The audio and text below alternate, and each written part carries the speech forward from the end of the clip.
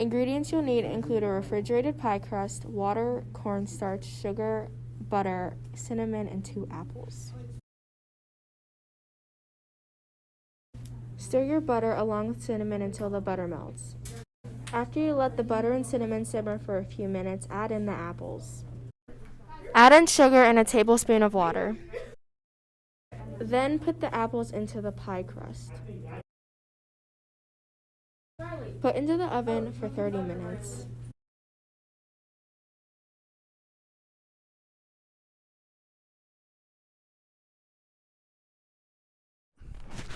All right, hey everybody, I'm here test tasting these apple pies. So the girls told me that one pie has apple filling, one pie has real apples, and one pie is a homemade crust, and one pie is a store-bought crust, right? Yes. All right, here goes.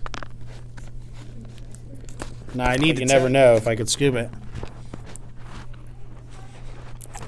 Oh baby, it's breakfast time. Very good. Hold on. There's not as much juice in this one. They're both really good. I like them both. So they're not getting these back. But I'm going to say this one has the apple pie filling. Right? The homemade apple pie filling? No, the store-bought one. The store-bought one's in this. And I would say that this is the, oh gosh, the crust you're saying?